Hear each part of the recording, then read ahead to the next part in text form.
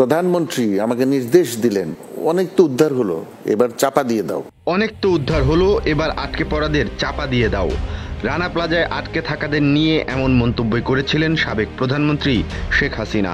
Rana plaza ট্র্যাজেডিতে নিহতের সংখ্যা কম দেখাতে এবং আটকে পড়াদের চাপা দিয়ে মেরে ফেলতে নির্দেশ দিয়েছিলেন শেখ হাসিনা, এমন দাবি করেছেন সাবেক এসএসএফ প্রধান মেজর জেনারেল চৌধুরী হাসান সারওয়ার্দী।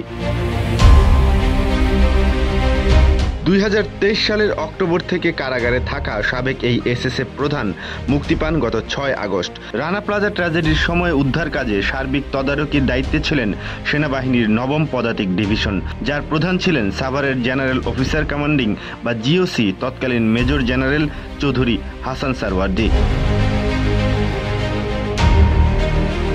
দেশের ইতিহাসে বড় হৃদয় বিদারক ঘটনা সাভারের রানা প্লাজা ধস।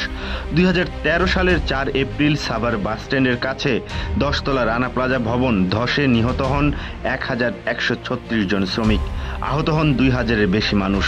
জীবিত উদ্ধার করা হয় 2438 জনকে। শুধু বাংলাদেশ নয়, গোটা বিশ্বকে নাড়িয়ে দেয় এই শিল্প দুর্ঘটনা। ওই ঘটনায় আহত নিহতের পরিবার তো আছেই, এখনো অসংখ্য লোকের চোখে লেগে আছে বাঁচার জন্য চাপা পড়া মানুষের নিদারুণ আর্তনাদ। এক ফোঁটা পানি কিংবা একটু অক্সিজেনের জন্য সেই কাকুতি কানে বাজে এখনো।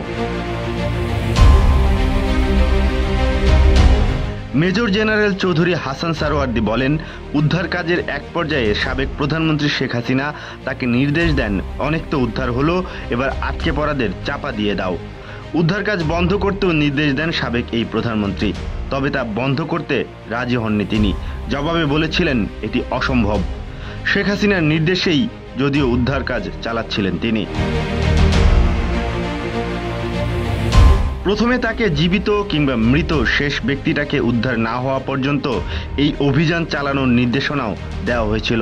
পরে শেখ হাসিনা তাকে বলেন, স্প্যারটা গার্মেন্টস নামে একটি গার্মেন্টস বিএনপির আমলে ধ্বংস হয়েছিল এবং ওই ঘটনায় মানুষ চাপা দেওয়া হয়েছে, কাউকে উদ্ধার করা হয়নি। শুধু রানা প্লাজা নয়, 2012 সালের নভেম্বর মাসে তাজরিন ফ্যাশন নামে একটি পোশাক কারখানায় আগুনে অঙ্গার হন 117 জন পোশাক কর্মী। আহতের সংখ্যা ছাড়িয়েছিল 200-র মতো। হাসান সারওয়ার্দী দাবি করেন, তাজরিন ফ্যাশনের ঘটনার সময়ও তাকে আইন সিদ্ধ নয় এমন নির্দেশনা দিয়েছেন সাবেক প্রধানমন্ত্রী শেখ হাসিনা।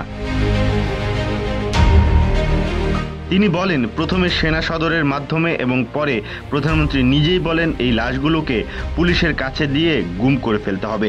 তিনি এর কারণ জিজ্ঞাসা করায় প্রধানমন্ত্রী বললেন, গুম না করলে পরের দিন বিএনপি এবং খালেদা জিয়া লাশ নিয়ে মিছিল করবে, রাস্তাঘাট বন্ধ করে সরকারের বিরুদ্ধে আন্দোলন শুরু করবে।